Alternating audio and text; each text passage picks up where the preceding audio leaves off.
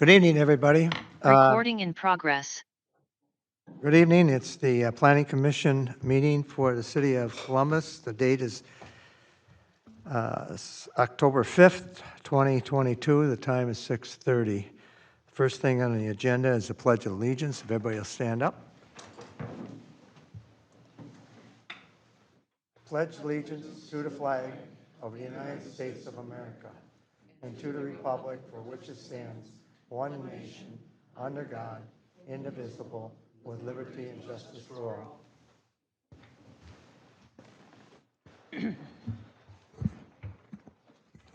Before we go on, the last meeting we had, excuse me, there was a comment that we're not speaking into the mics. If we can hold our mics close to our mouths when we talk so everybody can listen and hear. The third thing on the agenda tonight is approval of the meeting agenda for tonight. Anybody like to make that motion? This is Bob. I'll move to approve as amended. Any discussion? Hearing none. Chris, you want to start out the vote? Chris, aye. Ron, aye. Bob, aye. We'll go on to item number 4, a motion, approval of September 21st, 2022, public hearing minutes for 9743 192nd Avenue Northeast variance, accessory structure setback, Andrea Rasmussen and Sean Homa. Anybody want to make a motion on that?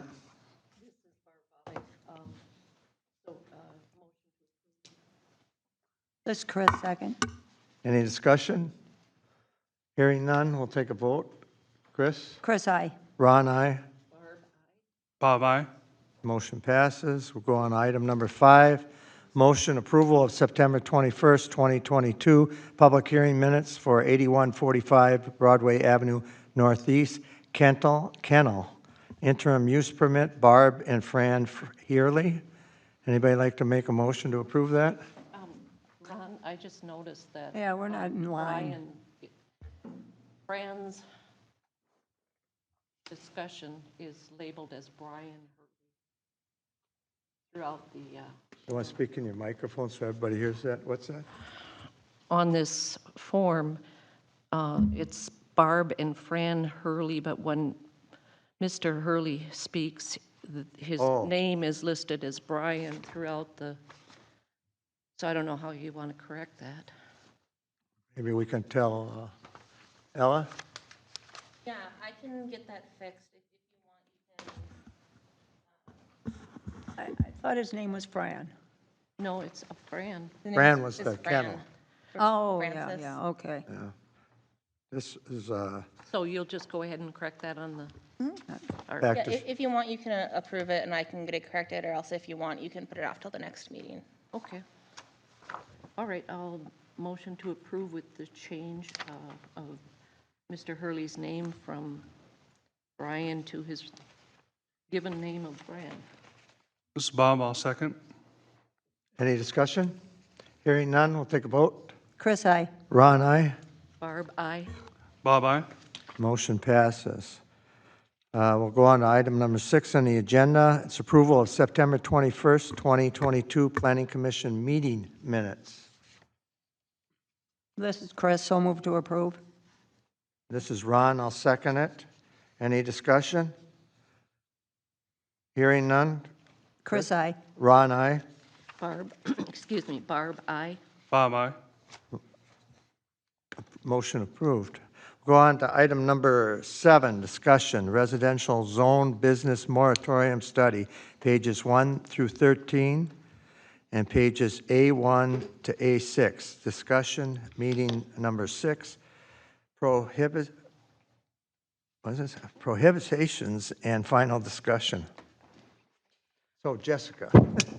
Good evening, Planning Commission. So we are in the end stages of this whole process for the moratorium. So pat yourselves on the back. We've gotten through a ton in our time together. This meeting today will talk about prohibited business types to be included in the ordinance. And if we feel comfortable, just a final review of the draft ordinance and a potential recommendation to council. So we did not receive any written feedback from the council prior to this meeting, so that's why you guys did not receive that in your packet earlier this week, but we will continue forward. We did receive, to begin on the prohibited business types, I did have a brief conversation with Shelley Logren today from the council, who mentioned that she is against having a list of prohibited business types. So for your consideration tonight, that is the one piece of feedback that we received. You do have a memo from myself dated September 29th, and I do include in that memo a list of 10 businesses that I recommend be prohibited from the residential district. And I'll just kind of go down that list, and we can stop at each one and have a conversation about it, see how we feel. Does that sound okay? Yep, okay. Yeah. Okay. So the first business type that I have listed here is essentially sales and other work pertaining to automobile, trucks, boats, trailers, snowmobiles, recreational vehicles, or other motorized vehicles, including salvage, wrecking, painting, tune-up, servicing, repair, and sales, as I said. And the statement here does say non-property owner vehicles, so it would not prohibit somebody from doing work on their own vehicles. And now that I think about it, I'd probably want to put non-property owner or resident in case we have somebody who is renting the property. And the reason I have that business type on this list is, again, when we look back at the regulations and the rules that we've already talked about for home occupations, there are certain things that I just don't believe that this type of business can comply with. And a big one for me is parking. I think it would be really difficult to run this type of business and follow the parking rules and the outdoor storage rules that we have talked about throughout this process. Also, noise is a concern. Working on complaints throughout the years, when it comes to automobile repair type businesses in the residential district, the main complaints that we get are outdoor storage related complaints in terms of vehicles and vehicle parts, as well as noise, pounding, whatever have you, with, big machines and things working on cars. So how do we feel about that one? This is Barb. I know that Lionel, they have 3 different types of home occupation business, and they they prohibited the servicing and tune-up. But we have, or at least I'm aware of a couple businesses in the city, and I'm sure you're aware of more of them. And we said we weren't planning on putting anybody out of business. So how are we going to handle that? So I guess my question to you is, what do you mean by you don't want to put anybody out of business? Well, if a gentleman, my father and my brother were both mechanics, if you can minimize the noise, you can do a tune-up and you can replace brakes and change oil and all of that and not create any noise. Most of those people are educated in the environmental problems, and it does concern me for people that have probably had businesses here for years. So the deal is, once this ordinance goes into effect, we are giving people with existing businesses 12 months to look at the rules and determine whether they can comply with them or not. And ultimately, they will be required to apply for a permit under the new rules or cease the activity at the location. I think that's unacceptable. I really do. Sorry, but You're entitled to your feelings. I mean, I don't know. I still think some of these businesses, especially this one, competes with businesses that are operating in the commercial area legally and are paying the taxes to the city and the county and everybody else at a higher rate. And I don't think home occupations should be able to compete with them. I think we need to get them into the commercial area where they belong. And I do want to clarify one thing. The residential zone business, not home occupation, right? The residential zone business ordinance that's currently on the books went into place in 2001, I believe, and I'd have to double check and make sure I know the exact date. If an individual can come forward with evidence that they were operating their business before that date, then they would be allowed to continue operation because they were in operation before the ordinance went into effect. so are you going to put that in the? That's kind of a legal understanding. I don't know that it has to go into the ordinance, but I'll take direction from you all and from our attorney as well. And there would be no permitting required on those businesses, or would they have to? I don't believe they would need a permit. They wouldn't have to go through the process. So they're more or less grandfathered? Right. We're calling it they were legally established. Okay. At the Legally time. established. At the time, because at the time, there was not a process for you to get a permit for a residential zone business. So how is that proved and disproved? I mean, that really is the key, because I've seen where people have said that they had certain things in up before or whatever, and Yeah, it would be, the burden would be on the property owner, on the person who's trying to say that they were in operation before that date. Evidence that city staff would be looking for would be, things like invoices, emails, aerial photos, things like that. Secretary of State establishing their business at the time. Yeah, licenses. okay. But that would be, the date is 2001. On or about. Yeah. We'd have to go back and double check that date, but. So these businesses would fall under home occupation too, then, IUPs? They would be legally established or I don't know if legal non-conforming is the right term, but it's kind of like, they were legal when they were established, and so they're allowed to continue operating.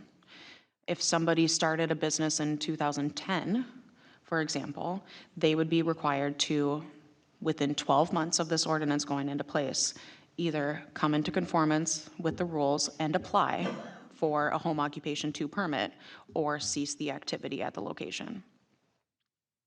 Okay, but if you were before 2001, until you sell the place or leave, then it drops, right?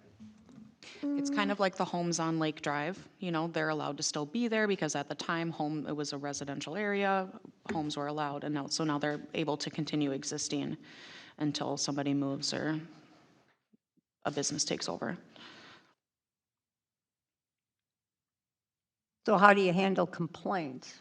If, no way, I mean, does it come down to nuisance? I mean, and how many vehicles are allowed and that? They still have to kind of comply with those parts of the ordinances. Right. The city ordinances, correct? Right. So public nuisance ordinances, and there are rules in our current ordinances about the number of vehicles that can be parked on a property, things like that. Okay. Okay, this is Barb again. I understand what you're saying, but if they have been existing without complaint, and if they come forward, you're just going to tell them, no, you can't, you're going to have to close your business. So what would motivate them to come forward? Have you had any complaints from any businesses like this? Yes. But nothing was done about it? The problem was, by the time we received complaints about these businesses, they were so well established that the act of cleaning them up would have been a lot of work. And I definitely tried on a number of these. And that's ultimately why we're here today, because the problem was brought to the council that, we have some businesses that are pretty big for the residential district. And when I'm telling them the rules, they simply can't come into compliance. And the hope is now that we're giving people enough time, enough notice. We're doing a citywide mailing, informing them what the new rules are, and we'll give them a year to kind of determine how they're going to handle the situation. This is Elizabeth, and if we're not going to enforce the ordinance, or if you're not going to go in that direction, then why have an ordinance? You know what I mean? If you're going to let people not comply and not come into conformance, why would we regulate any of them? It should just be a free-for-all then. Well, it is, isn't it? But that's what we're trying to change. That's why we're doing this, is to take control of it. That's the big thing. We've all agreed that businesses, home, occupation twos should be invisible. And we've come up with the set of items in this documentation that we've all kind of went through and agreed on. So, the point of all this is to put the new ordinances in place and then look at enforcement. And that's a different subject, but it's one that needs to be done because we need enforcement. But don't you agree that, okay, you've got some that are large, like you say, but there might be somebody out there that maybe takes one car a week or something and does a little, mechanical work, and he certainly isn't going to go rent a commercial building to do that. So you're limiting somebody earning a little extra money. So, do you think there should be a size component to this? Not, certainly somebody that's running a business every single day and has appointments lined up is different than the guy that's maybe making $200 a week changing somebody's oil or brakes or, a lot of that stuff costs a lot of money when you go to commercial businesses. And certainly, Planning Commission, have that discussion and see, what direction you guys would like to go in. My recommendation is to not allow any type of that activity, only because I've seen the way it grows, right? It starts at one car a morphs. day, and it becomes 2, it becomes 3, and by the time it's at 4 or 5 or 6, it's kind of out of control, and it will be beyond the scope of the rules that you guys are creating today. But certainly, you can have the discussion and determine if you want to have some type of size limitation on it. But my recommendation would be to prohibit it outright. Well, Jessica, to me, that sales, tune-up, servicing, and all that should be in there. And I just want to go back to you, Barb. I think these one-time guys a week to change the oil for their brother for $200 or whatever, I don't think that's the issue, the problems we're having now. And I think they disappear, and I change my own oil. I hope nobody's, but I just don't think it's a big issue. I think the big issue is the businesses that they're running. And I agree. Bob, do you have an opinion on that one? No, I agree with you, Ron, and I was going to ask Barb, you were talking about there's methods that they can use to muffle the noise on those kind of operations. I'm unfamiliar with that, so do you have some? I didn't say muffled the noise. Well, you kind of talked about there's ways to reduce the noise so it's not a nuisance, so I guess I misunderstood what you were saying. I guess I can't explain it because I didn't realize they said that.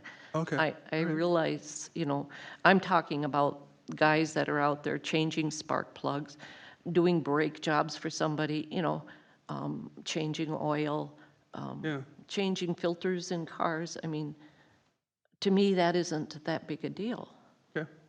So, but I agree with you on certain parts of that. It's just that I think when you get it, like they say, it morphs, and all of a sudden they got a sign there, and all of a sudden they're open, and then all of a sudden they got cars parked in the driveway.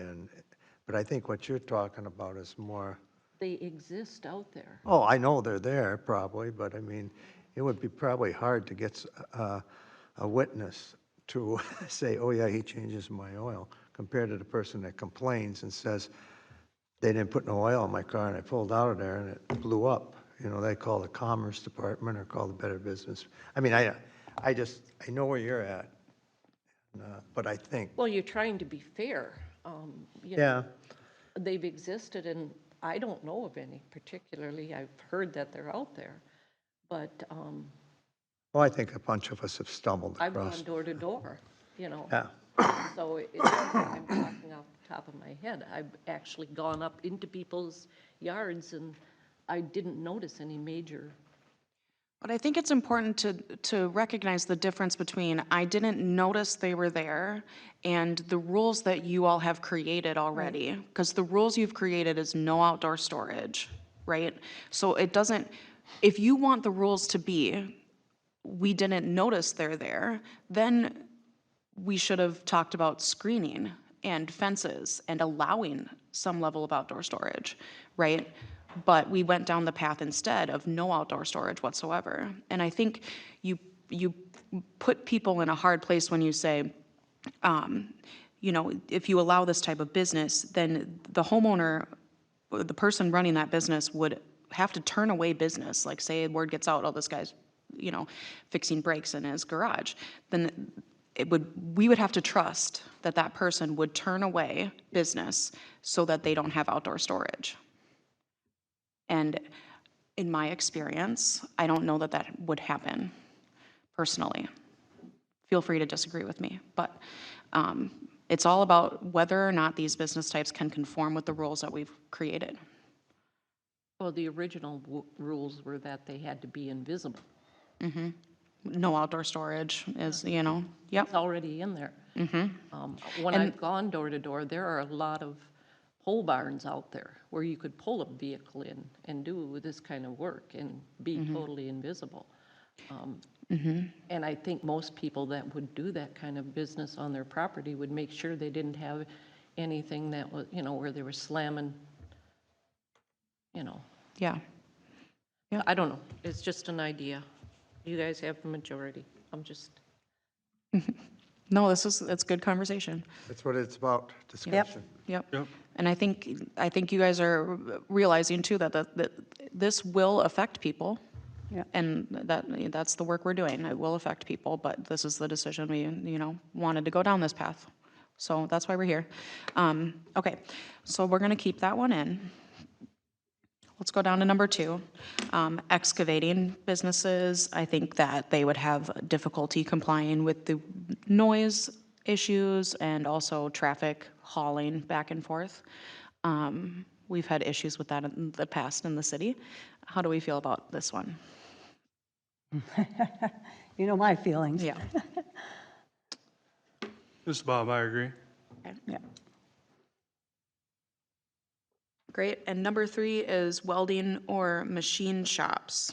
Again, the noise issue comes to play in this one. Nope, agree. I would agree as well. All good? I do too. Okay. Agreed. Right. The next one is tow truck services. My main concern with this one is the back and forth traffic issue.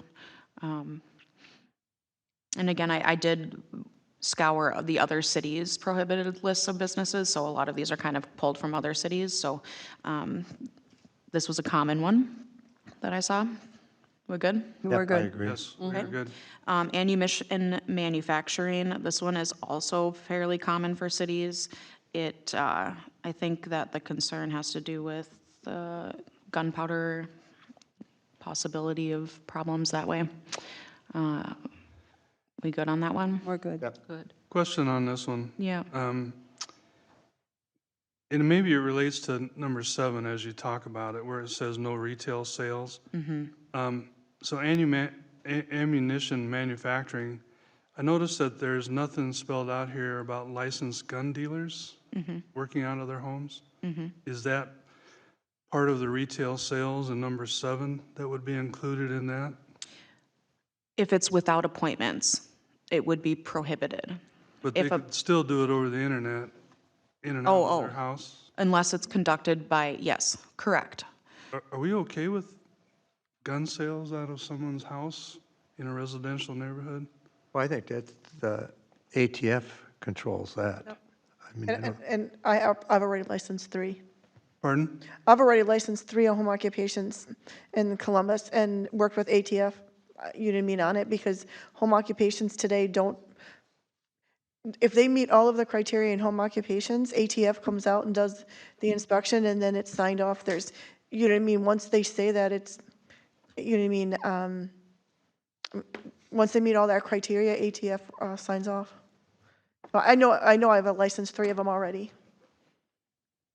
as home occupations. Not interim use permits, but home occupations. Right, okay. All right. Other cities do prohibit firearm sales. Yep. For what it's worth. But the way that this is written, a person who does firearm sales entirely by mail or internet would not be prohibited. And you can do it now, but those would stand. Do you know what I mean? You can prohibit it now. I just want to let you know that those 3 would stand. So In we're, ammunition manufacturing, there's no size limit or anything like that, it's just not allowed. that is my recommendation. Okay. Okay with that one? Yes. Yes. Okay. Number 6 is staging areas or dispatch centers. We've had complaints in the past of people kind of using their home as a staging area for jobs that they're doing, and we have issues with parking, particularly on-street parking, and I anticipate that it could be an issue if we don't add this as a prohibited business type. It's also a common one and for other cities. Questions or discussion on that? Agreed. No, I agree. Agree. Okay, and we already kind of touched base on number 7. So this would still allow retail sales by appointment. And remember, we agreed, I believe it was 8 customer visits a day by appointment only, One at a time. one at a time, right? So I wouldn't say that retail sales are prohibited in the city of Columbus in the residential district, but they are restricted to certain kinds of activity. Okay with number 7? Yes. Yes? Yep. Okay. Number 8 is trash or junk hauler operations. Again, same traffic coming and going and the parking concerns that we might see with that one. Agree? Yep, I agree. Okay. Businesses involving explosives. This is just kind of another catch-all because I think, in other parts of the ordinance, it talks about no home occupations shall, create, I forget what it says. It pretty much bans any activity that creates fumes, hazards, fire, et cetera. So this is kind of a catch-all. Questions about that one? No. No. No. Okay. And then the last one is wedding venues and event centers. If you ran a wedding venue at your home or an event center, you would not be able to comply with our parking rules. So that's just flat out. But this would not stop somebody from having a wedding at their home for a relative. So we don't have to worry about that. But this is talking about event centers, wedding venues. Feel good about that one? Yes. Yes. Okay, so I have that we're keeping all of my 10 recommendations. I'm making one edit to number 1, which would say for non-property owner or resident. So that we're covering non-property resident vehicles. So that a resident can also work on their cars or trucks or boats, trailers, et cetera, at home. Are there any prohibited business types not on that list that you would like to add?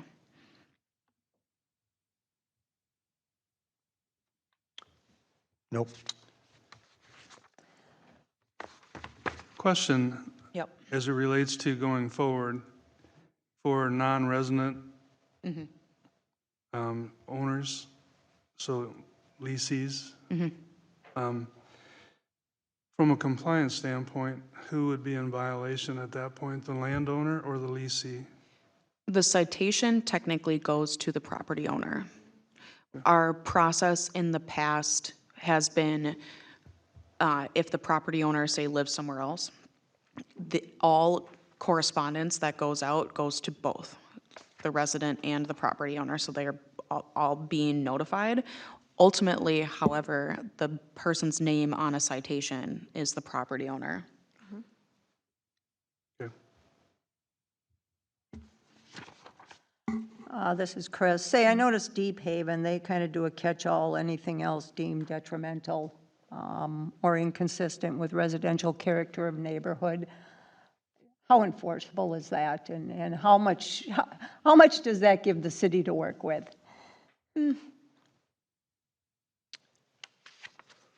How realistic is it? What does Megan think? What do you think, Megan? So the city has its greatest authority when it provides clear guidance to its residents about what's allowed and what's not allowed. And it creates this space for unequal enforcement of the law when you have sort of broad discretion to say uses like these that could have these characteristics. And so for that reason, we always recommend utilizing a more specific definition that clearly defines what those particular nuisances are if you wanted to create a catch-all type of provision there. Okay, so even by, like, Deep Haven lists a bunch of some of the same items we are, and then at the bottom, they have that as a catch-all, but it really isn't something that is needed. I think that's correct, because ultimately, how the people who are making the determination, so city staff, when they're reviewing a project, how do they determine whether those are in fact nuisance characteristics if they're not otherwise captured in the list of uses? And so that's why we try to be more complete about our list of uses that are prohibited, rather than sort of relying on those broader provisions that say that these are the harms that we're trying to prohibit. And I think that we've created a pretty extensive list of rules when it comes to home occupation too, especially. And so when city staff get an application and we look at it flat out and say, you know, you can't come into compliance with these rules. The business that you're presenting to us simply can't comply with these rules. That can kind of shut things down right away anyway. So.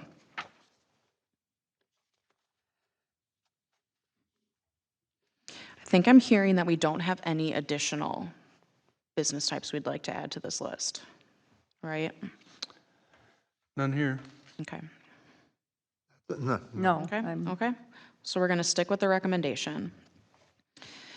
Cool. So the last item on our agenda for today is to just do a final review of the current draft of the ordinance. And I want to clarify one thing.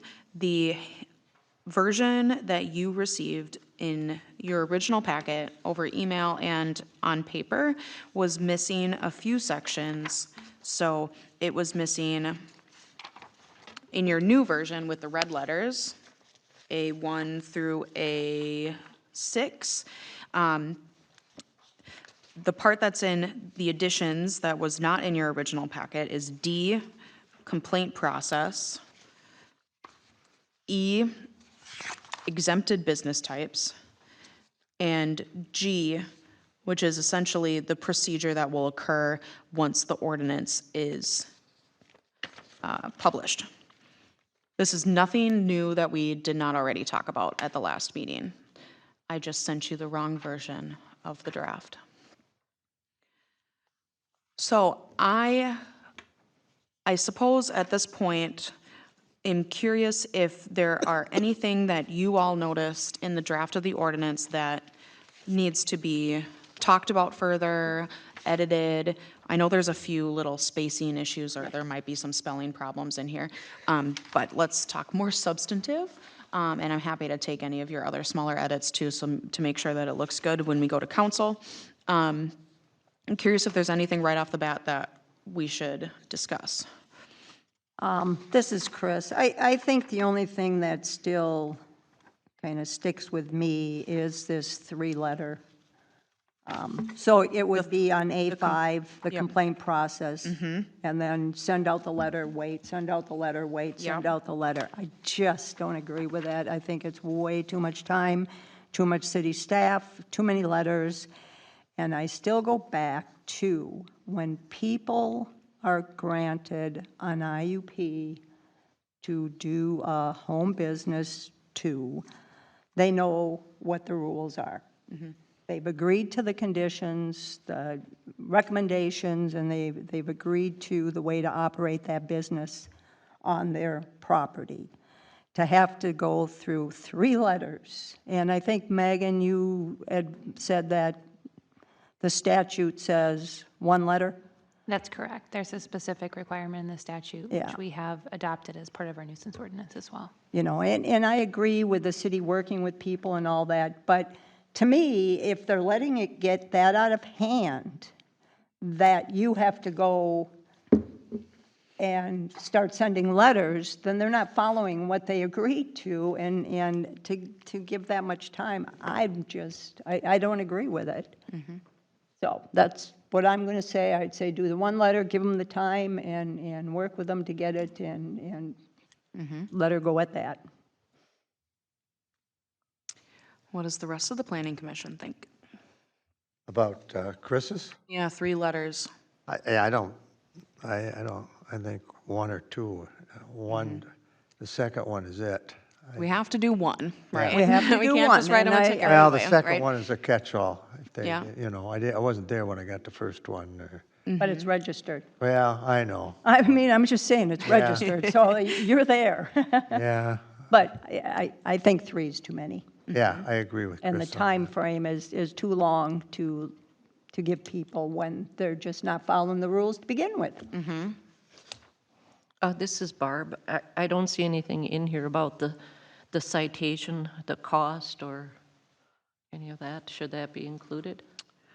I think that's, God, I wanted to say originally that's determined by the sheriff's office, but I think it is. That's Yeah. legal. Yeah. But shouldn't that be included in the letters that you send out, what the consequences of not?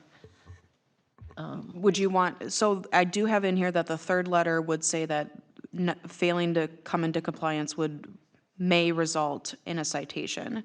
Are you saying that the cost of the Will result. will result? And the cost of the citation.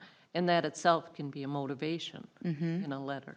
Is there a set cost for, Yes, so it's a dual path here. We have our nuisance ordinance, which is part of this sort of code compliance overlay. But then the citation process is essentially a misdemeanor charge. And so you can think about those 2 things as 2 separate entities that are enforcing that, and 2 separate entities that would be making those determinations.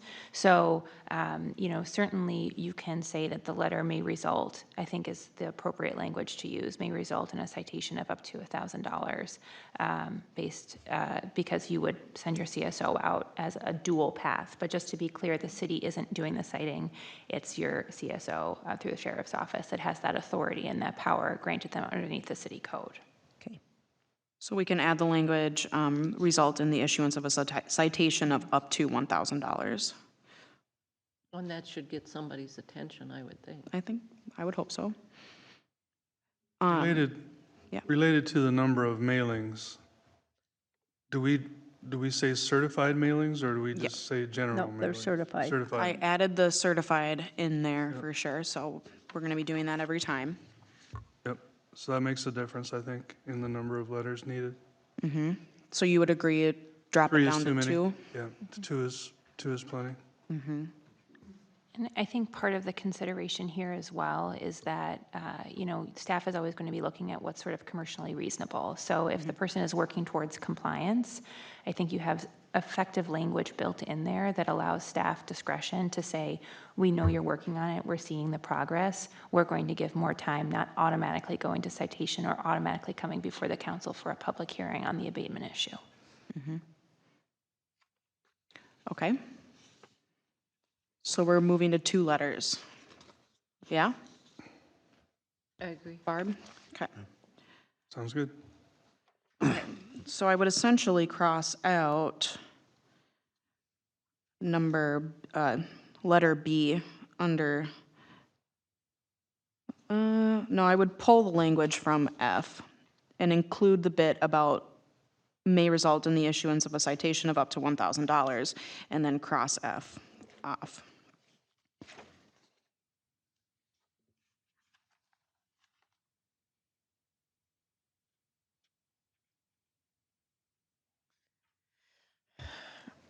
Jessica, I think fundamentally, and maybe Ron can help us out on this one, fundamentally, that doesn't work because what if we don't have a CSO?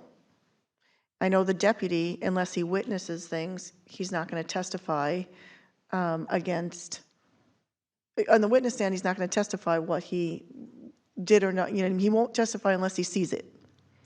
So if you don't have a, if we don't have a CSO and you don't have a compliance officer, the whole system doesn't work. Right. So I just have to, think process-wise, that there's some steps we need to take, and we just have to kind of think of big picture, because this is what we've run into before with the deputies, because if the deputies don't witness it, they won't testify and witness, in the court. But we're keeping the sections in about them visiting the property. We're just taking out one of the letters. And I agree with you, I just know that recently the council took the CSO out of the budget.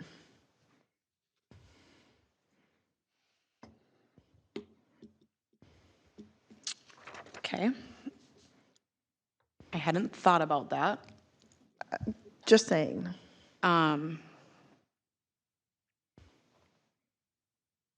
If the code enforcement officer happens, could they issue citations? And that's why I wasn't quite sure, like, exactly how does that work? Right. Does the council give you authority to do that? That's correct. Okay. But there still needs to be process involved in that citation. And so the council would give your code enforcement officer the authority to issue a fine, essentially. And city fines exist under, as a statutory city, you have the authority to issue fines related to nuisance complaints in particular. So it's going to fall back underneath that nuisance code that we discussed previously. Okay. And so then the statement here that says in G, a citation may be issued by law enforcement. We should probably change that. I think essentially they could, I just wanted to have another option. And/or. Or someone else in Right. there. So a violation of the city code is a misdemeanor. That's just standard, your standard language that exists within your code itself. And so I think that you can just default back to that fine language that already lives within the code and say that, violations of this code may be cited as a misdemeanor pursuant to, and I believe it's in chapter 2 is your fining and citation authority.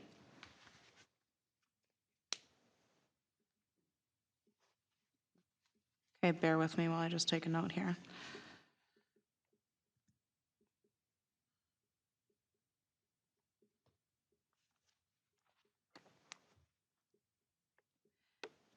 It is fun, the interplay between chapters in city ordinances, because, yeah, they're all related. Okay.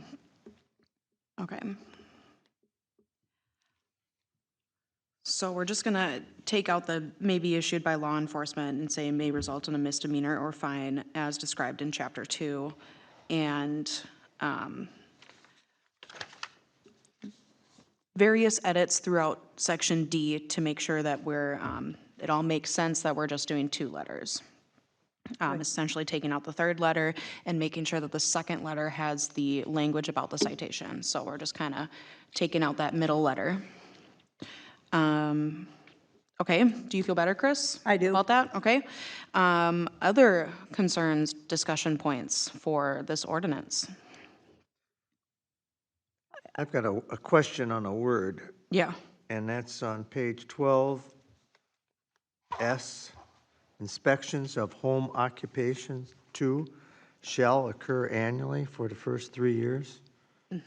That word shall, That means must. It will. Yeah, will occur. It's a legal thing. it will. Yep. All right. So if you don't do it, then what happens? I mean, what if we get backed up and? It's kind of like, I want to throw this into pumping your septic systems every 3 years. So you miss a year. I mean, are you going to catch it? Or does it Elizabeth? negate? Right, so Going as forward, currently drafted, you know, it would be a grounds of revocation for the IUP. Well, if they don't allow us to do the inspection. Correct. Is your question, Ron, whether we as city staff We'll have the manpower. made an oops or don't have the manpower to do it? Right. Is this going to be off the, I mean, I don't, I just looked that's a at it. good point. I didn't. You It know, seems like we went through the process and going through the review of ordinance 7A, that we eliminated the word shall throughout and further defined it in a different manner. Is that, am I recalling that the wrong way? I don't know. I didn't participate in those discussions, so I like the word shall. I think that Ron has a good point that it does put the burden on us to implement the procedure and the, you know, process for making these things happen. And I think having a code enforcement officer would be super useful because that is their dedicated job. If you ask me today whether we have the staff to make annual inspections every 3 years, or for 3 years straight happen on every single home occupation permit that we have happen, I'd be a little, you know, it would take some shuffling around of job duties, but it sounds like a code enforcement officer may be in our future.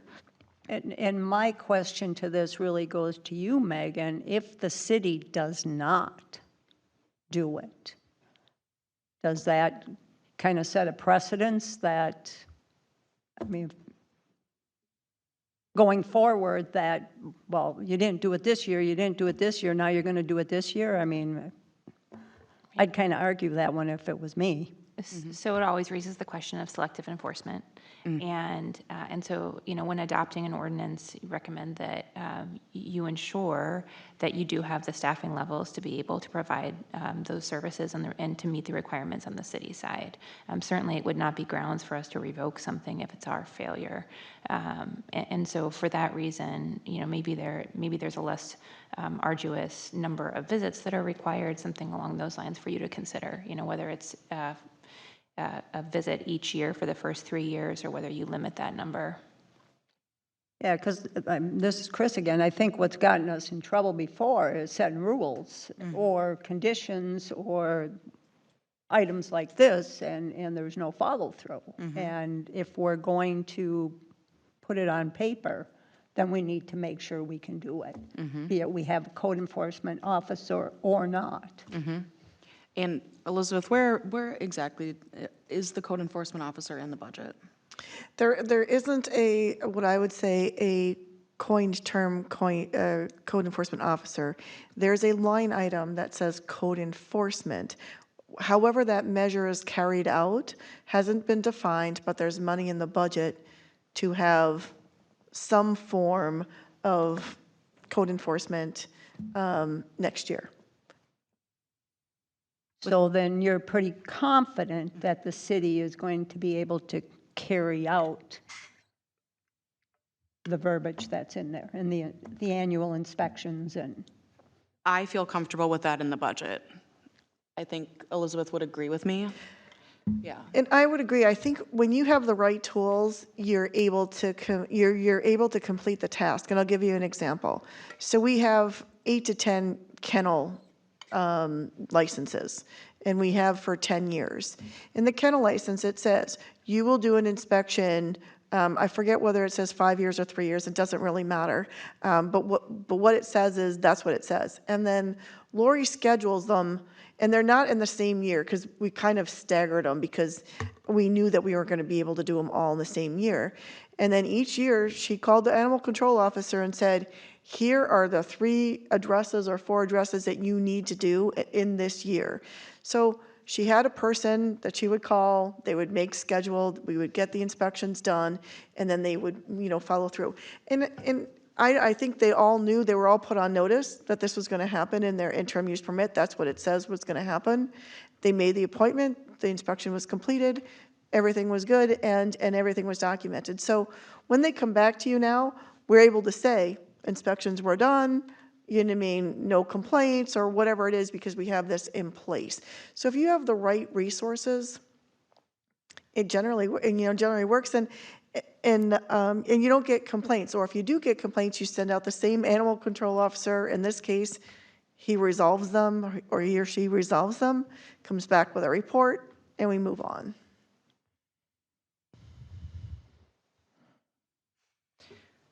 So I feel comfortable with that, knowing where we're headed in terms of city staffing.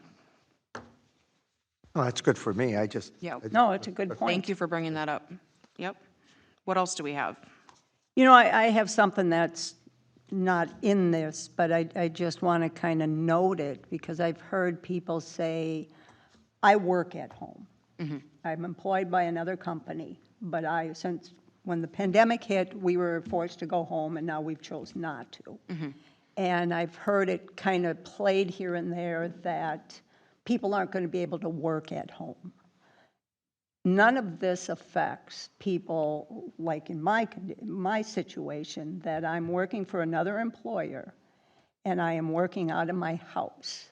And there's nobody coming or going. I'm not conducting business or anything. Absolutely correct. The definition here talks about that the business where the economic activity is performed. It talks about, where am I seeing this? Essentially where the home base or the headquarters of the business is the home. Okay. If you're working for an employer that is based elsewhere and you're the only person doing it in your home, it would not fall under this ordinance. And I just want to get that on the record because I've heard mention that people are not going to be able to work at home or they have to get a permit, and Right. it's not my understanding that that is the case, and I just want to make sure I've asked the question. Absolutely. No, this would not affect a person who is working from home for another employer at all.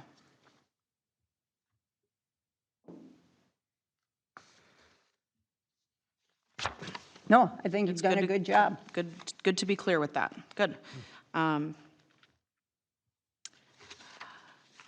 Just generally, I'll lay out real quick what we have here in terms of the sections. So the first part is section 7A 201 is just the changes to the definitions section that we have. That this section of code is at the beginning of Chapter 7A, so that's just the changes in definitions.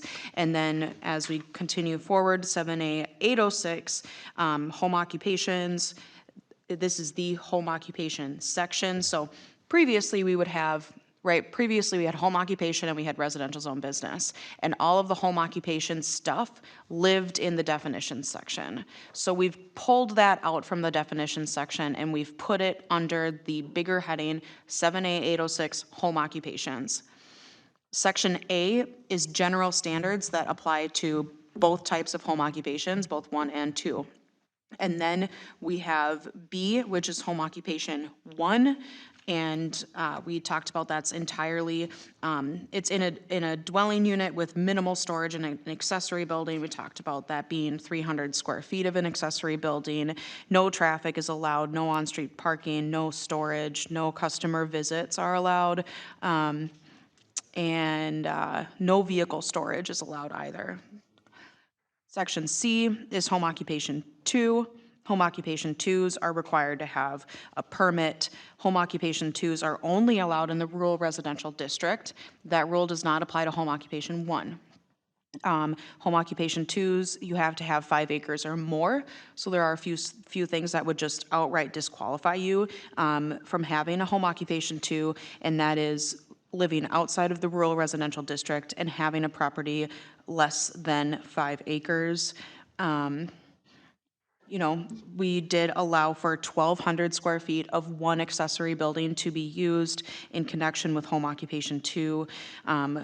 We do allow people to store vehicles in that building, whereas a home occupation 1 vehicle storage is just not allowed. One non-resident employee is allowed to work there. What else do we have? I have a section P that talks about the requirements for the permit application, a lot of detailed information that we're going to be asking for up front. The term is going to be up to 5 years. Renewal occurs after 2. And we are requiring inspections every year for the first 3 years. If they're regularly compliant, that can be bumped to every 2 years. Just running through a few, important things. 8 customer visits per day by appointment, no more than 1 customer at a time. Trips to and from the property for all vehicles associated with the home occupation is limited to 8 per day. No on-street parking, no outdoor storage. We have a complaint process laid out that we're changing from 3 letters to 2 letters, adding additional language about the citation, the fine that it would be. And we have exempted business types, which is E. We talked about private education examples, periodic sales, and state-regulated businesses last time. Section F is prohibited business types, so the 10 business types we talked about tonight would be added into F. And then the last section is G, the procedure that will occur when the ordinance is passed. We will be sending a citywide mailing with the new rules and regulations, the process for applying for an interim use permit, and a notification that those operating a home occupation 2 are required to apply for an interim use permit within 12 months that the ordinance goes into effect. In addition, a mailing will be sent to all individuals currently holding an IUP for a residential zone business, the old term, containing the same information except that they will be required to apply for a new interim use permit either 12 months after this ordinance goes into effect or 18 months after the expiration of their current interim use permit, whichever is longer. So just a few highlights. Do we feel comfortable making a recommendation to the council tonight with the changes that we talked about, with the letters, the language of the letter, and the addition of the prohibited business types? What do you think, guys? Well, I do. I think it's time to move it on. I agree. I agree. I think with a recommendation. Do we have to make a motion on this? Yes. Who would like to make the motion, or, huh? Or? Well, I make a motion that we recommend that, the ordinances that were written up by Jessica. Do I have to go through all the pages, or? I don't think so. Nope. Okay. With the- With the changes that we made tonight and the 10 businesses that we said were prohibited. Anything else I'm missing? Change to 2 letters. Change 2 letters? Yeah. Yeah. From 3 certified to 2? Correct. And adding the language about the citation Yeah. into the letters. Okay. Any, I made a motion, I suppose someone. Yeah, this is Chris. I'll second it. Any discussion on that? Anything you want to add, or? Hearing none, we'll take a vote. Chris, aye. Ron, aye. Barb, aye. Bob, aye. Wow. Cool. Thank you, Jessica. Thank you. Thank you all for going through this with me. That's a long process. It's a long process, but we'll make those edits and ideally we'll get them to the council for their meeting next week. Very few changes to be made, and then we'll have discussion at the council level. And I believe then the public hearing would come back to the planning commission, and we'll have a public hearing on it all, and then back to the council for final approval by December 6th. So Moving along. we're gonna do it. Well, thank you again. Thank you again. Nice organization. Appreciate it. Yeah, very clear. I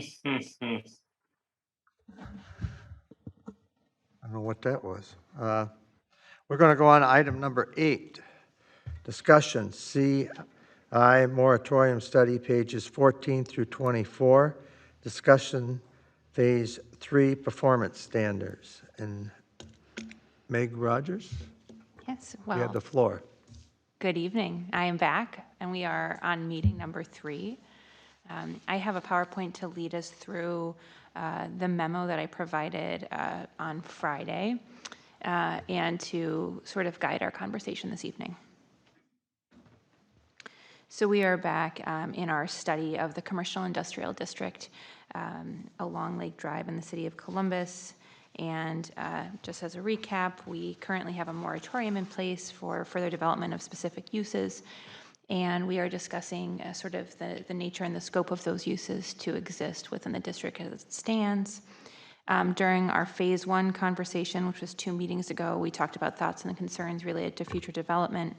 And we can move to slide 2, please, Elizabeth. Slide 3. I'm moving on. I'm moving quickly. There we go.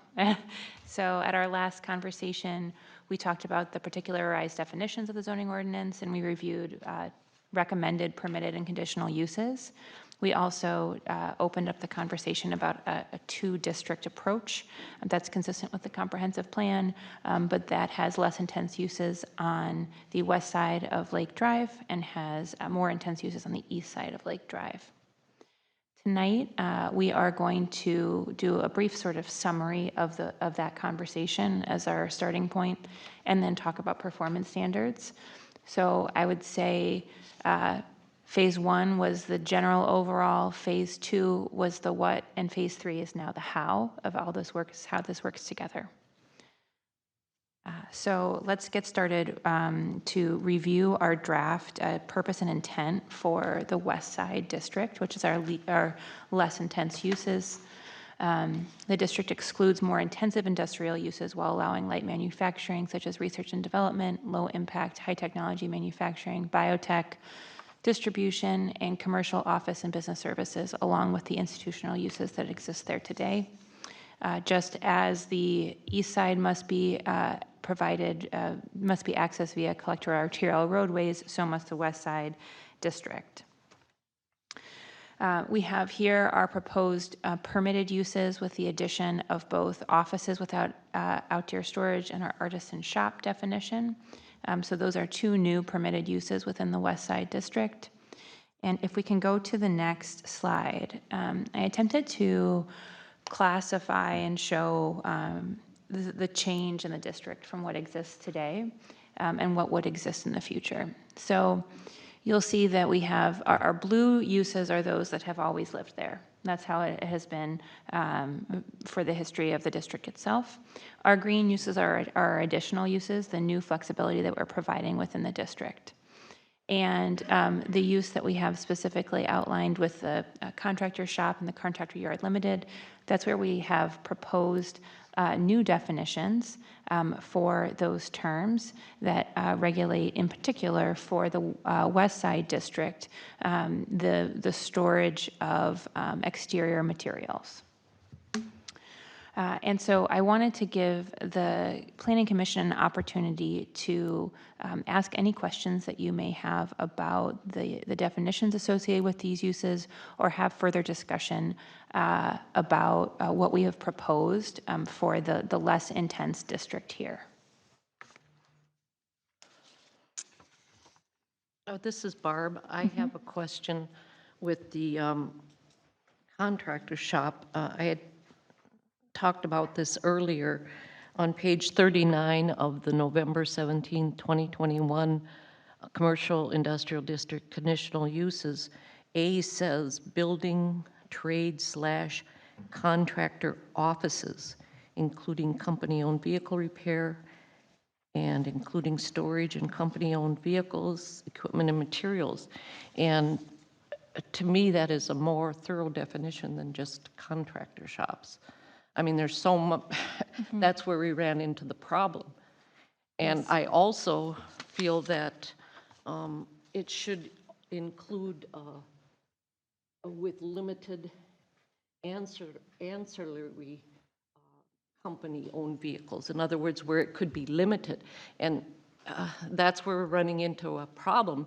These definitions are so vague that people come up to the desk and, you know, say, well, I'm going to open a building trade office. Well, then, of course, at the counter, they say, well, this is what you got to do, and so forth. And the definition should be right there at the counter, very thorough definition. And we don't have that, and that's why we're having problems, in my opinion. So what I'd like to do is direct you to page 3 of the memo that we provided. Can you say that? I can't. Sorry, I apologize. I'd like to direct you to page 3 of the memo that we provided on Friday, under section I, and that might be different in your packet. And if Elizabeth could Going help to me. be page 16. Page 16. Thank you. And so this is the idea is to list our uses within our ordinance and then to have these definitions that would serve as good guidance to people coming to the counter and wanting to place an application. And so for the purpose of the folks listening online and for the group, I will read the definition of contractor shop, and then perhaps we can get into specifics of what revisions you would like to see. So we have it defined as an establishment primarily engaged in the on-site or off-site provision of services for the construction, maintenance, cleaning, or repair of buildings, building components, and properties on a fee or contractual basis, and may include office for the purpose of such business. Such services may include, but are not limited to, plumbing, electrical, heating and air conditioning, landscaping, roofing, painting, and general construction. I just don't think that's adequate enough. An office is different than a shop. The heart of any trade is the office. Even the last company that we had here had 2 buildings. They had a business office, and the shop or the storage of equipment was a mile and a half down the road. They have 2 centers, but the business office is the heart or the brain, whatever you want to call it, that handles all the billing, handles all the estimates, has a conference room. And that is, in my opinion, what you want there. Those are the buildings that pay the tax base. It isn't a small shed, steel pole barn, with veneer, with a bunch of equipment. And people think just because something is large, if it's 40 acres, they pay a lot of taxes. That isn't how the tax base is determined. And that's what we're running into, in my opinion. Well, and to attempt to address that particular concern, it's why we've made offices a permitted use within the district. And so this contractor shop with a contractor yard limited, which would be your exterior storage component, those are still remain conditional uses. But an office that has that has parking for fleet vehicles, that has that are not exterior storage, so like the truck, if you have cars that are coming in that are getting supplies and returning back out for the work, that very much could be considered an office use, so long as you have all of those other characteristics of office that you've described. And that would be a permitted use within this district. And that would be one way that we could incentivize that type of business to come in, because there's security within the zoning ordinance to say, yes, you may always establish an office as a part of an industrial park or something along those lines. Like we discussed, I think in our first meeting, there was a good example that was given of a neighboring town or city that had an industrial park that had a combination of office spaces, that had showroom, warehousing, your granite distributor, things like that. That initial office use would be permitted within the district, and that would be one way that we could incentivize bringing those buildings here so that they wouldn't have to go through our conditional use permit process. At the same time, one of the things that is a continuing and economically viable use within this district, which was one of the guiding points of our sort of study and conversation, are companies, like a City View Electric, or that would be falling specifically within this definition, and staff would believe are a good fit for the land to be developed and the existing properties that may turn over in the the next 20 to 30 years. And so we would want to keep that flexibility for that type of office, that type of broader use with some storage. But of course, you would have regulation over it through your conditional use permit process as well. That being said, I am absolutely here to take recommendations and changes to our definition. But so that's the way that we're working to further define and then incentivize the type of growth that you've talked about. Can I just, this is Chris, one item, and I know with the permitted uses, it's listed here. When we worked on the freeway area, we did not have permitted uses. We had decided that we wanted people to come in so that the city could still have control of what came in. So maybe I'm looking at why are we going to have permitted uses here when we don't have permitted uses in there, because the council for that decided they didn't want any permitted uses. I think there's some we have to have, like municipal buildings or something. There's a few, but I'm leaning, if we're going to do it in one area that we're not going to have permitted uses, why are we doing it in a different area? So it's really a policy call. Having permitted uses, as I sort of discussed, is one way for cities to incentivize companies to come in, but it certainly is a policy decision. There's no right or wrong answer, but we would recommend that utilizing that office as a permitted use, because it's a need that we see within the city, and it could potentially bring in more of those types of uses that you've described. Can you also explain why you're recommending splitting the east and west? Because that seems to be a bone of contention. So if you could clarify that. Absolutely. Elizabeth, could you move forward? Let's see, I think I have a map slide coming up. Oh, there it is. Perfect. So here is the map of the existing CI district. Those properties on the east side, where Elizabeth's cursor is right now, do not have any adjacent residential. So those are not residential lots.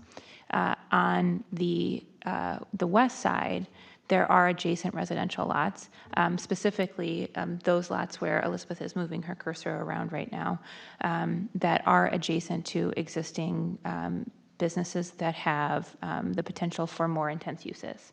And so two things are at play here. Number one, the feedback that we received from you and from the City Council and the conversation surrounding the moratoria, and then our phase one conversation, was that we wanted to be intentional about restricting more intense industrial and commercial uses when they are adjacent to residential. At the same time, we want to be thoughtful about ensuring that existing uses that are functioning, that are in compliance with their conditional use permits, are not made nonconforming, because nonconformities tend to have negative financial impacts on businesses in terms of resale, as well as their ability to gain financing for expansion and things of that nature. By limiting the intensity of your industrial and commercial district on both sides of Lake Drive, on both the east and the west side, you would make a number of uses non-conforming, where there are less reasons for you to be concerned about the impacts, because there are limited impacts, because they're next to other more intense commercial and industrial uses. And so the idea of separating the two sides is to be cognizant that while both are marked here as adjacent to rural residential, there's a very much a residential component to the west side of Lake Drive. And if this is what they decide, is it true that one side of either the east or west will become more valuable? So one of the things that we are attempting to do is ensure that the language that's adopted for both districts creates significant value for both uses. And so that, and that's why, if we can go back 2 slides to the proposed conditional uses, We are expanding the number of uses that would be permitted within the district and then maintaining many uses that have been there for a very long time. And so that's one of the reasons why utilizing office as a permitted use is certainly something of value to be considered there, and why we want to make sure that we're creating the space and the place for a successful industrial park. And so I did do some research in advance of our conversation tonight about what similar cities to Columbus utilize for their industrial park definitions. And specifically, Forest Lake in particular, their district talks about multi-use buildings, offices, wholesale showrooms, light manufacturing, research and development, training, retail, and medical uses. So the only one of the uses that Forest Lake would list in an industrial park categorization that we don't have listed here is medical. Now that's certainly something that you could add. It just was not, it has not been historically a part of the district. I think the other component you have to think about is the major difference between the freeway district and this district, it's unsewered. You know what I mean? It doesn't have public utilities. So the type uses that you choose to put in this CI district, they have to use less water, less need for impact for sanitary sewer. It doesn't mean that they can't do amenities. There are at least 2 buildings there that did put, holding tanks and those sorts of things in order to meet fire flows and a few things that they needed. But understand there is a big difference between businesses that have a high water use and that, you know what I mean, it would be very difficult for them to exist in the other district without spending an awful lot of money. I don't know if everybody knew, but Gander Mountain, when it first went in, it was called Gander Mountain, and they invested in a 100,000-gallon tank, and it sat in the middle of the store because we couldn't produce water at the time, and so they had a huge investment in that water tank, and it took them 15 years to pay it off before they would even look at hooking up to our public water system because of that investment. And that was because they needed those fire flows in order to exist. So sometimes those uses are equated with public utilities. And again, that's why, in our first conversation, we talked about utilizing that freeway industrial district as potentially a mechanism for shaping this district. And the takeaway that we received from that conversation was that this district, number one, is different. And number two, it's also why conditional uses are particularly valuable here, because it does allow that more specific city engagement to be able to put conditions and to help guide potential applicants through the development process, specifically because this is an unsewered district.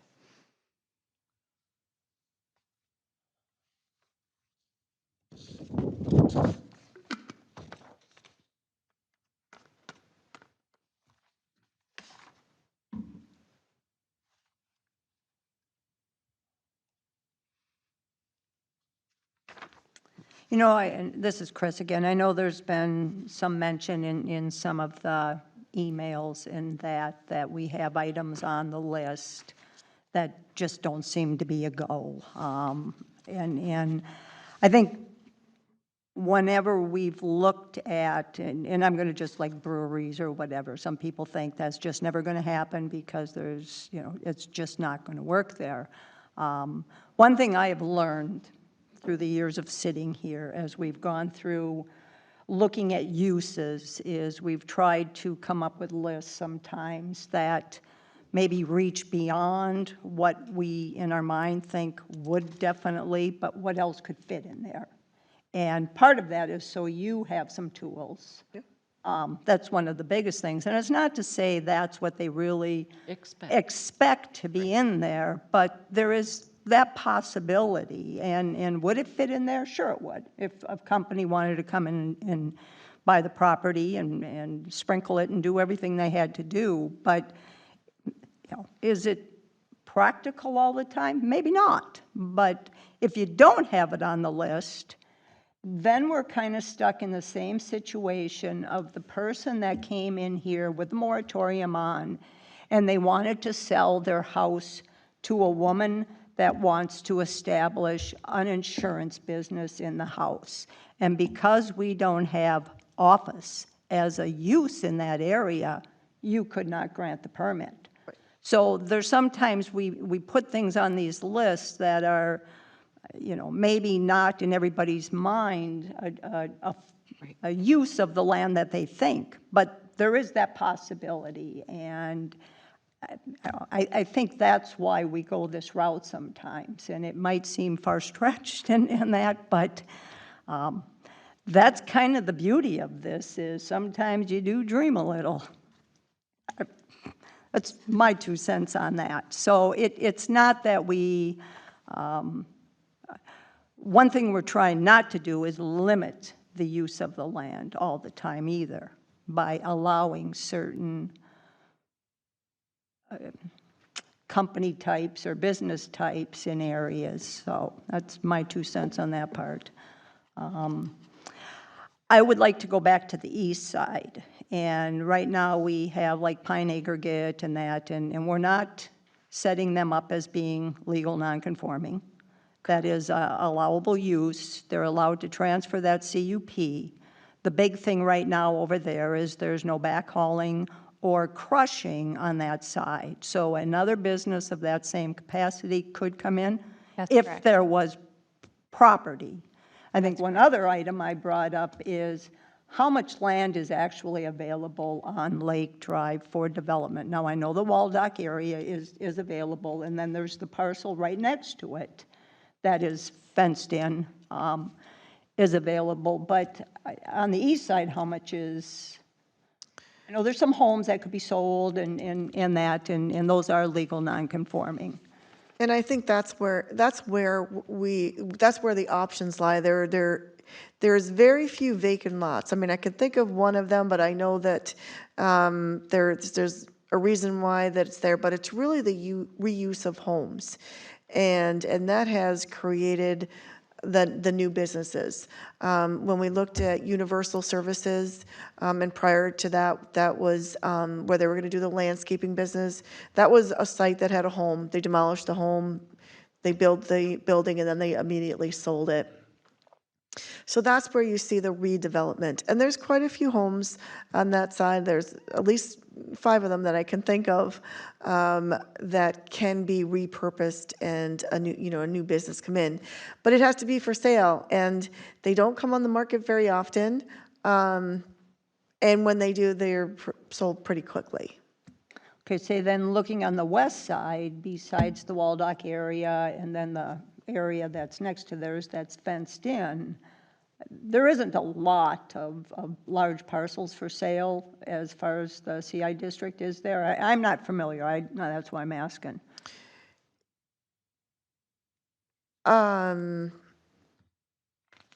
There are large parcels there that are developed, and then there's the Waldock Farm is probably the largest, and there are some that are already sold and some that are for sale that they have the largest parcels on the west side.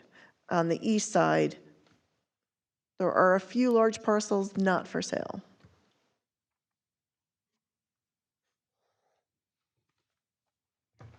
So on the west side, we have Blake Drilling. And where do they fall into as far as conditional use business type? I would say there would be a contractor shop, and that they would also have a conditional use permit for the yard limited, because they do have outdoor storage.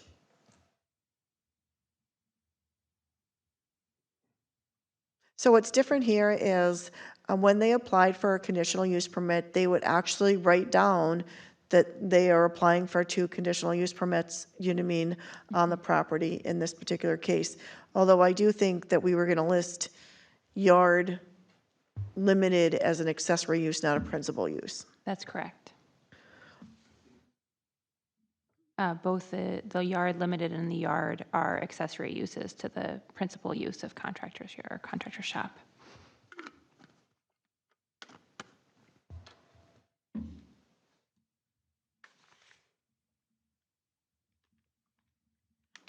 Well, if I may, I'd like to move forward, I think about 2 slides, Elizabeth, past our map slide, and talk a little bit about, back 1. Back. Oops, I went the wrong way. Back. There we go. Yeah, absolutely. So one of the things sort of to that commercial viability question is whether, because we're looking at a less intense group of uses on the west side, whether you would vary the performance standards to be less restrictive, whether you would reduce the setbacks or allow more flexibility in that regard. That's an area for discussion. What I've provided for you here to review, as these are the setbacks that exist, the setbacks and the performance standards that exist today for the entirety of the district. So they're the core of what we're working with in terms of performance standards. But hypothetically, you could reduce the front yard and the rear yard setbacks or increase lot coverage in favor of these less intense, less impactful uses.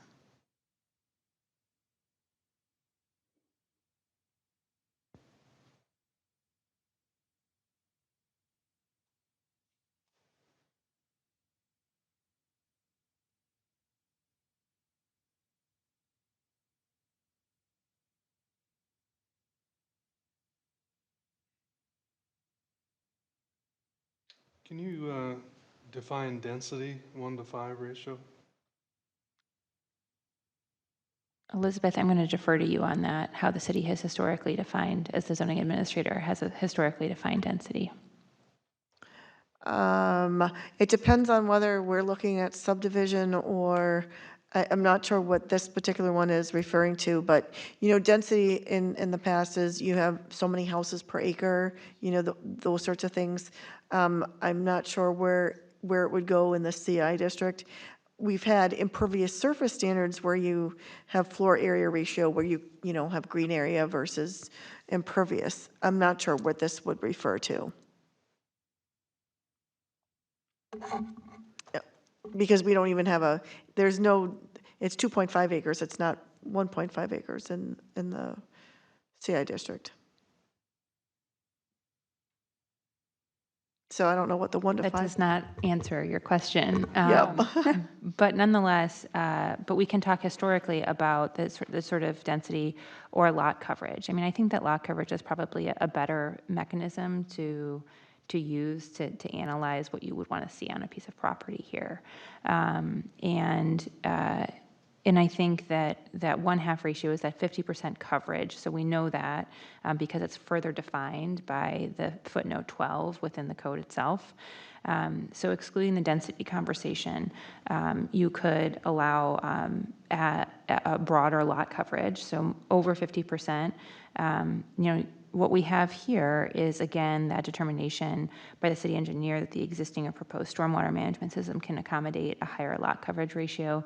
And functionally speaking, that probably still makes sense for this district based upon the services that we know that exists there.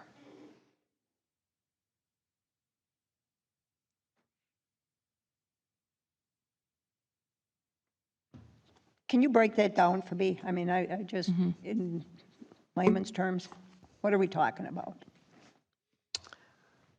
With the 1 to 2 ratio, maximum 50%, give me an example. So you're talking about lot coverage. The density part, I'm not really sure. I'm not really sure what 1 to 5, because I'm thinking 20%. So I'm not even sure I'm not really sure what that's alluding to.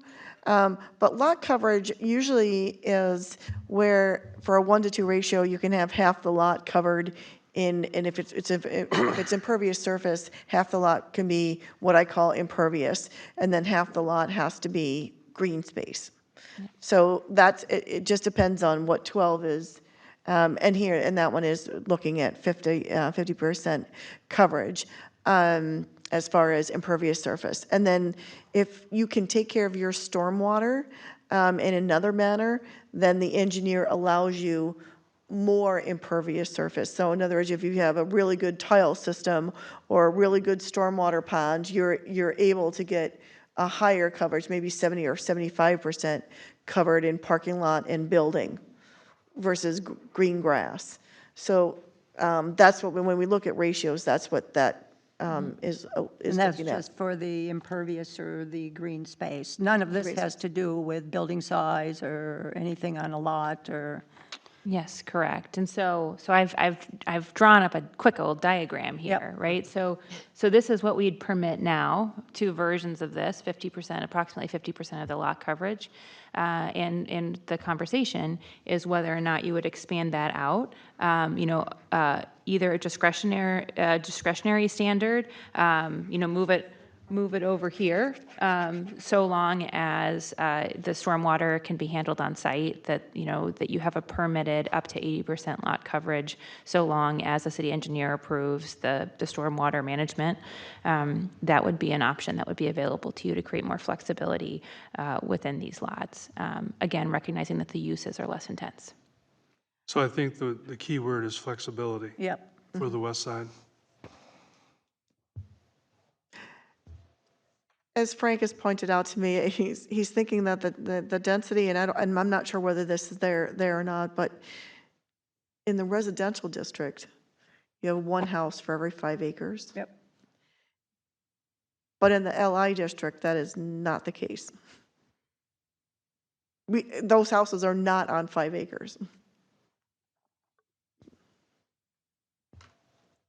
And neither was it required back then. So that would be an automatic change that we would make to this ordinance, is just to clarify that, and probably can be left actually without a performance standard associated with it. Because again, in this situation, your lot coverage would be a more appropriate way of talking about what you want to see on the property. Your lot coverage in combination with your setbacks, right? Because of course we can go to our diagram here, and if your setbacks are, 75 feet and 35 feet, you naturally push everything towards the middle. And so that would be now what we know about this district and what we know about our industrial districts in general is that our, structures like fences and signposts and things like that don't count against your setbacks for your screening purposes. But they would in terms of your buildings. And so you could expand not only your lot coverage, but you could also reduce the setbacks to create more flexibility to build more on those sites on the West District. With the exception where they butt up to residential. Okay.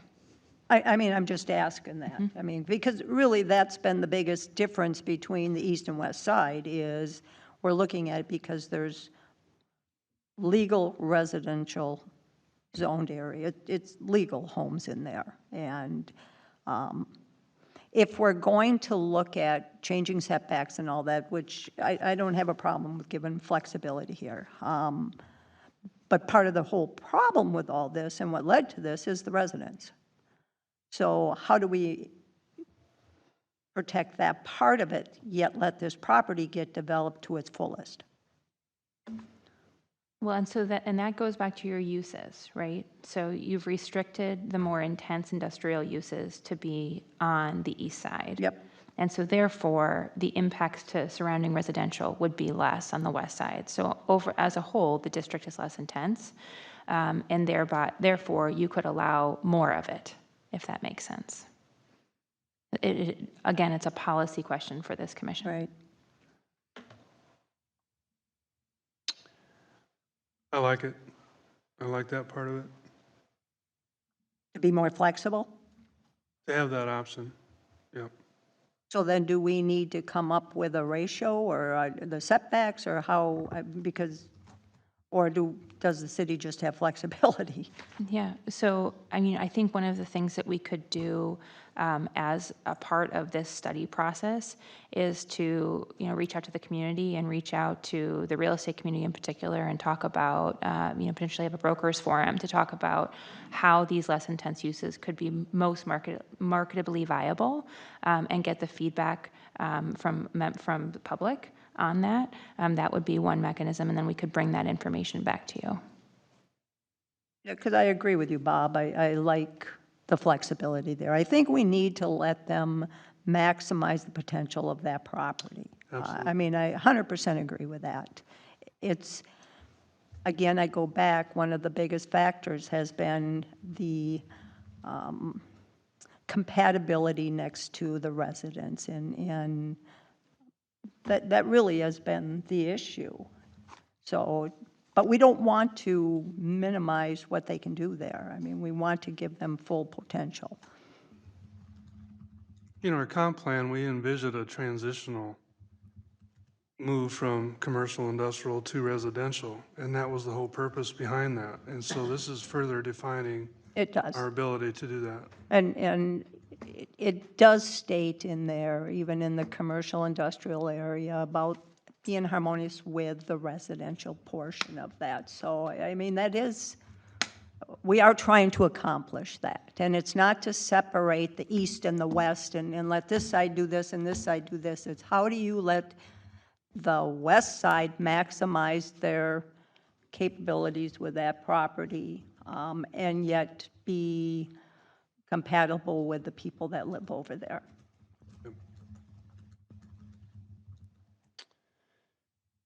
Can I back up to slide 6 just one more time? I'd like to discuss medical, medical research, medical clinics, those kinds of activities. We don't define it as a proposed conditional use for the west side, and I'm curious as to why we haven't had that discussion at this point.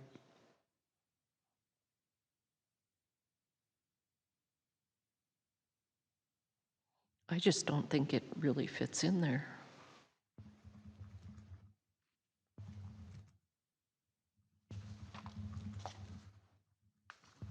We do have veterinary clinics and animal hospitals. Right. That has been a long-standing conditional use. So, I mean, I think we can broaden out from there. I think that's a reasonable expansion. And I go back to saying we have other things in there that the likelihood aren't possible, but they might be. So I don't have a problem with adding that.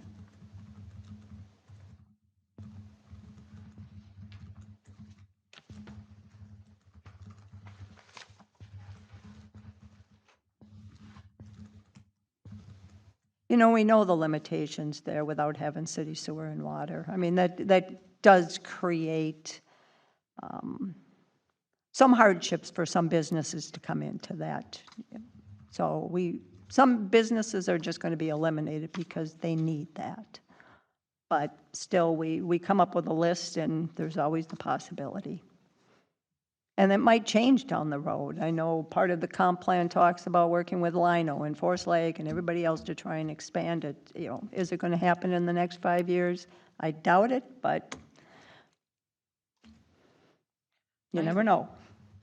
I have a question for the proposed conditional use for the commercial industrial area. According to our November 17, 2021, Section 7A-742, licensed daycare is a permitted use, but you have it as a conditional use here. Sorry, could you repeat that specific use? Well, you probably don't have this. Section 7A-742, commercial industrial district permitted uses. A is agricultural, except feedlots. B is licensed daycare facilities, licensed preschools, accessory to businesses or retail use, and intended to serve employees of the principal use as a permitted use. Yep, and we've retained that. It's the standalone daycares that would be still a conditional use. Oh, I see. Yep, Okay. absolutely.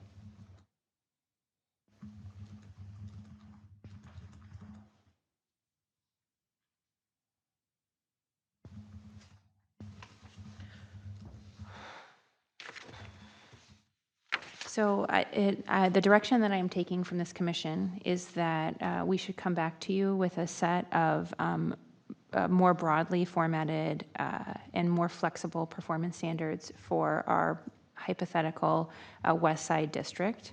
And that's what we should propose to you at our next meeting. Yes. I agree. I agree. And then moving on to the sort of the back end of our presentation, we have performance standards relative to the East Side District. I've created a very similar slide to show that there are some expanded uses within the East Side District. And we would recommend at this point in time not making any changes to the existing performance standards for the East Side. I would agree. Sounds good to me. Yep, me too. Yeah. Okay.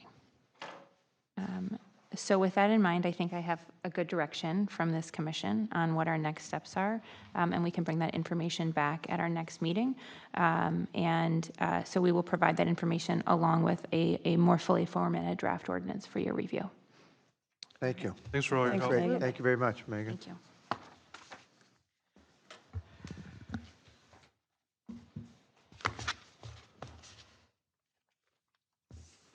We'll go to item number 9 on the agenda tonight, and it's the public open forum. Is there anybody that'd like to get up and make a statement or comment?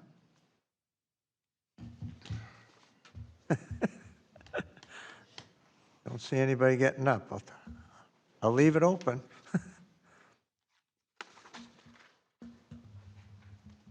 Well, we'll have our next meeting next time, in a couple of weeks. Okay, we'll go on to item number 10, information. Planning Commissioners report. Chris, I have none. Bob? None here, please. Barb, I have none.